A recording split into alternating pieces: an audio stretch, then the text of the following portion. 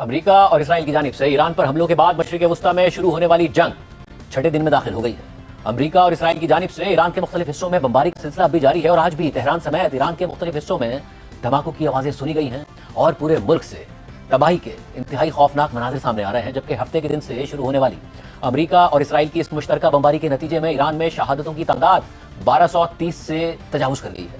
ساتھ ہی اسرائیلی فورسز لبنان میں بھی مسلسل حملے کر رہی ہیں اور پیر سے لے کر اب تک لبنان میں بھی کم از کم 77 افراد اسرائیلی حملوں میں مارے گئے ہیں۔ کل رات کو تہران سمیت ایران کے مختلف علاقوں میں ہونے والی بمباری کے بعد تباہی کے مناظر سامنے آ رہے ہیں۔ اس کے علاوہ الجزیرہ نے مشرق وسطی کے قریب سمندر میں موجود کمرشل بحری جہازوں سے بنائی گئی ایک ویڈیو شائع کی ہے، جس میں سمندر کے اوپر سے ایران کی جانب امریکہ کے ٹوماہاک میزائل جاتے ہوئے دیکھے جا سکتے ہیں۔ دوسری طرف ایران کی طرف سے بھی اسرائیل سمیت خطے بھر میں جوابی کارروائیوں کا سلسلہ جاری ہے۔ آج بھی اسرائیل میں ایرانی میزائل حملوں کی وجہ سے دھماکوں اور سائرنز کی آوازیں سنی گئی ہیں۔ ایران کی سرکاری خبر رساں ایجنسی کے مطابق پاسداران انقلاب نے بحرین، قطر، متحدہ عرب امارات اور کویت میں امریکی اہداف کو نشانہ بنایا ہے، جبکہ سعودی عرب میں بھی حملہ رپورٹ ہوا ہے۔ اس کے علاوہ پاسداران انقلاب نے گلف میں ایک امریکی آئل ٹینکر کو کامیابی سے نشانہ بنانے کا دعویٰ بھی کیا ہے، جبکہ آج غیر معمولی طور پر آذربائیجان میں بھی ایک مشتبہ ایرانی ڈرون حملہ ہوا ہے۔ تاہم ایران نے اس میں ملوث ہونے کی تردید کر دی ہے۔ آذربائیجان کے شہر نخچیوان میں ہونے والے اس ڈرون حملے کے مناظر بھی سامنے آئے ہیں۔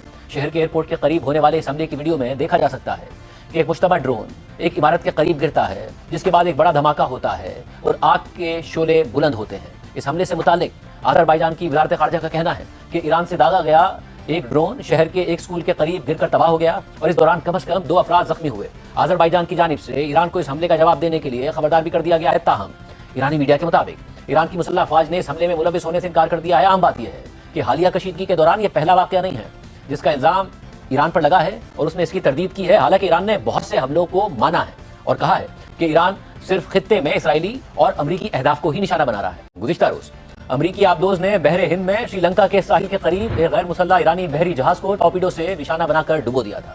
شری لنکا نے تصدیق کی ہے کہ ایرانی جہاز میں سوار 87 سیلرز کی لاشیں نکال لی گئی ہیں، جبکہ 32 افراد کو ریسکیو کر لیا گیا ہے۔ لیکن بحر ہند میں ایرانی بحریہ کے IRIS دینا نامی بحری جہاز کا ڈوبنا بھارت کے لیے عالمی شرمندگی کا باعث بن گیا ہے اور مودی حکومت سے امریکہ کو سخت رد عمل دینے کا مطالبہ کیا جا رہا ہے، کیونکہ یہ جہاز بھارتی نیوی کا مہمان تھا اور غیر مسلح تھا اور بھارتی میزبانی میں ہونے والی فوجی مشقوں میں حصہ لینے کے بعد بھارتی سمندری حدود کراس کرتے ہوئے اپنے ملک واپس جا رہا تھا اور ابھی ایران کے ساحل سے سینکڑوں میل دور تھا کہ امریکی آبدوز کا نشانہ بن گیا۔ اس ایرانی بحری جہاز اور اس میں سوار ایرانی نیوی کے اہلکاروں نے بھارت میں ہونے والی فوجی مشقوں کے دوران بھارتی صدر کے سامنے پریڈ میں حصہ لیا تھا۔ ساتھ ہی خود ایرانی نیول چیف شہرام ایرانی نے بھی ان مشقوں کے دوران بھارت کا دورہ کیا تھا اور اپنے بھارتی ہم منصب سے ملاقات کی تھی۔ ایران کے وزیر خارجہ عباس عراقچی نے اپنے مذمتی بیان میں لکھا ہے کہ امریکہ نے ایران کے ساحلوں سے 2000 میل دور سمندر میں ایک سنگین ظلم کیا ہے۔ یہ ایرانی جہاز بھارتی نیوی کا مہمان تھا اور تقریباً 130 سیلرز اس میں سوار تھے۔ اسے بین الاقوامی پانیوں میں بغیر کسی وارننگ کے نشانہ بنایا گیا۔ میری یہ بات یاد رکھیں کہ امریکہ کو خود قائم کی گئی اس مثال پر شدید پچھتاوا ہوگا۔ بھارتی نیوی نے آج بلاخر اس واقعے کے حوالے سے بیان جاری کیا ہے اور لکھا ہے کہ شری لنکا کے ساتھ مل کر سرچ اور ریسکیو کی کوششیں جاری ہیں، لیکن اس بیان میں یہ ذکر تک نہیں کیا گیا کہ یہ ایرانی جہاز بھارتی مشقوں میں شرکت کے بعد اپنے ملک واپس جا رہا تھا اور پھر امریکی آبدوز نے اسے نشانہ بنایا۔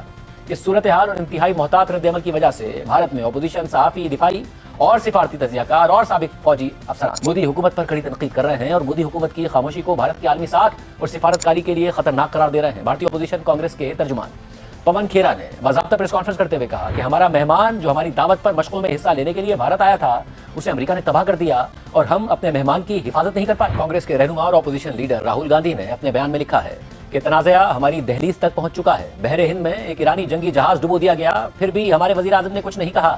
ایسے وقت میں ہمیں ایک مضبوط سربراہ کی ضرورت ہے، مگر اس کے برعکس ہمارے پاس ایک کمپرومائز وزیر اعظم ہے جس نے ہماری اسٹریٹجک خود مختاری کو سرنڈر کر دیا ہے۔